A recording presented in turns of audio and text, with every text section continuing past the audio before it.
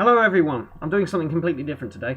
No more Star Trek Discovery and Doctor Who for now. No, that's on the back burner. We're talking history, and I'm going to be talking about America's entry into World War One. Yay!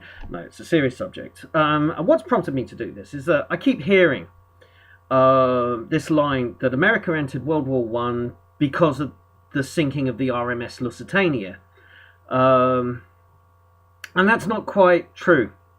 In fact, the sinking of the Lusitania is it's a small part. It's not even a major part of America's entry into World War One. It's a small part. It's part of a chain. It's the last part of the chain that's the most important. But the Lusitania, don't get me wrong, it doesn't. I'm not saying it has nothing to do with America's entry. I'm just saying it's a small part. And let me explain why. So, when it became apparent at the end of 1914 that World War One was going to devolve into this series of trench warfare, that there was stalemate and attrition, and Germany wasn't going to win a lightning victory as it had in the Franco-Prussian War, the Germans adopted their strategy. So they would defeat the French and the Russians on land, but to defeat Britain would require naval effort. And they decided that they would engage in a program of unrestricted submarine warfare. What that meant was that there would be no rules of war when it came to U-boat activity. If it saw a British merchant ship, civilian or military, it would sink it, and it would sink it without warning.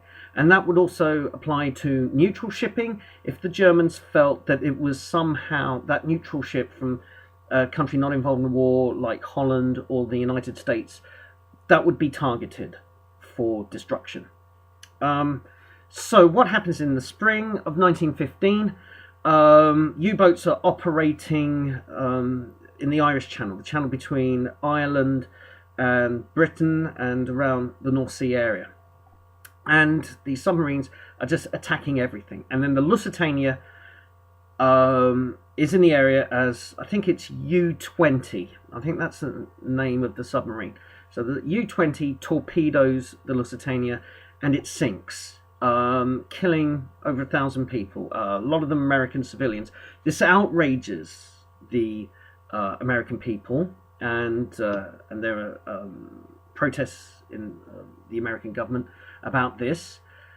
And it is a shock, and it starts tipping the scales towards American involvement in World War One, but it doesn't tip them that much, because in 1916, the US presidential election, the incumbent Woodrow Wilson runs on a platform of American isolationism in keeping the United States out of war, and he wins by a comfortable margin.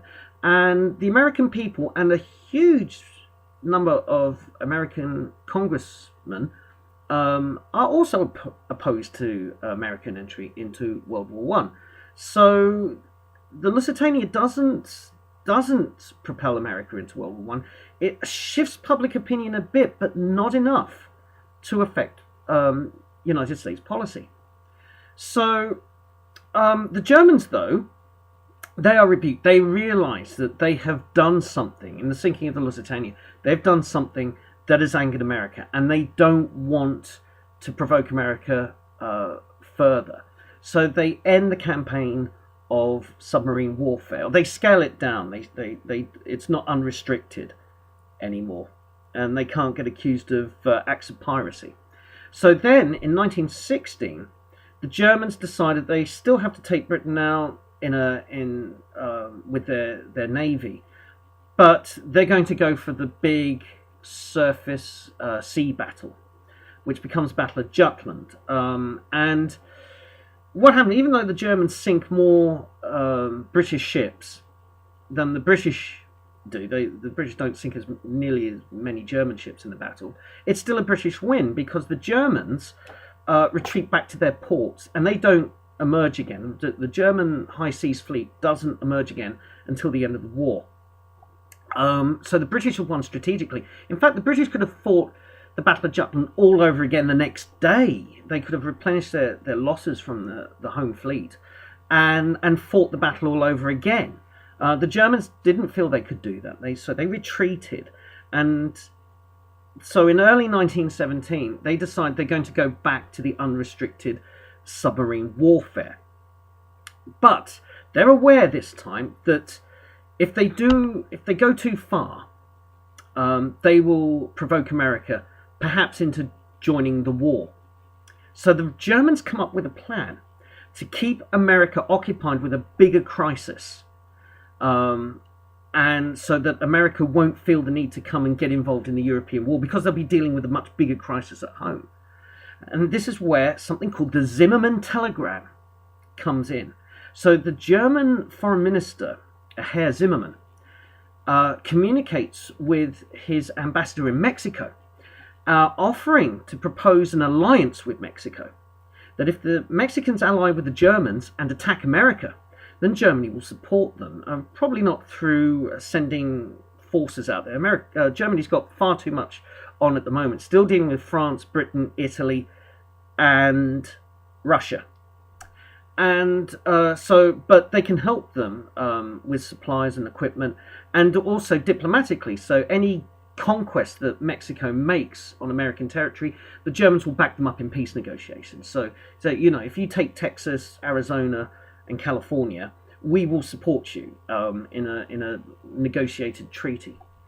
And this is incendiary stuff. If the Americans got wind that this telegram went from Germany to Mexico, it is provocation for war. The Germans are basically egging the Mexicans to declare war on the United States. And also the Germans are also asking the Mexicans, could you use your diplomatic influence to get Japan involved, so Japan can harass the United States on the West Coast and in the Pacific.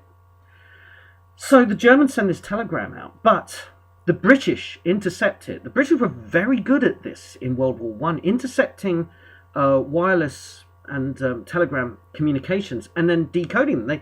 From 1914, the British decoded most of the German secret codes, and the Germans didn't change their codes often enough. So the British were always able to receive information from the German wireless networks and decode it.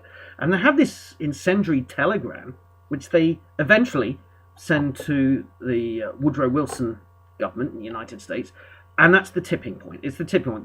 The unrestricted submarine warfare is back, and it looks like Germany's egging Mexico on to declare war on the United States. So that's the tipping point. It's not the Lusitania. It's this telegram. So why don't we hear more about the Zimmerman telegram in history? I mean, for me, other historians, people who... I'm not really a historian.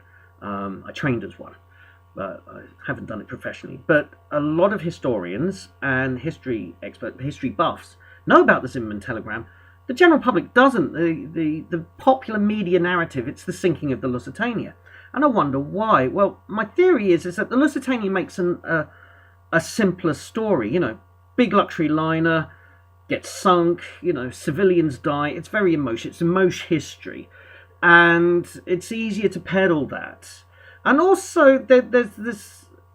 there are these conspiracy theories about the Lusitania. Did the British load it up with the explosives and American civilians, and then deliberately put the Lusitania in the path of German U-boats in order to provoke America to join the war? Well, looking at the sinking of the Lusitania is like reading tea leaves. If you want to see a conspiracy, you can look at the snippets of evidence and information and arrange it to make out a conspiracy where Churchill's the bad guy. And particularly with Marxist history, if you can do anything that shows Churchill to be a bad guy, that's a bonus.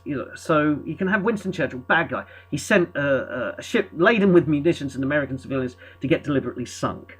You can read it, the evidence, and come up with the cock-up theory that they didn't expect the Lusitania to get sunk. They expected everything to go well. It would make port, and we wouldn't have to worry.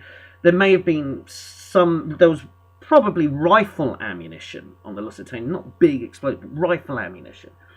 And that they didn't provide it with enough escorts. They didn't do the safe thing. So the Lusitania theory is more appealing if your mind goes to emotional history or conspiracy theory history. The Zimmerman telegram is very much the reality, and it should be better known than it is. Okay, I hope you enjoyed this, and I'll see you next time. Bye.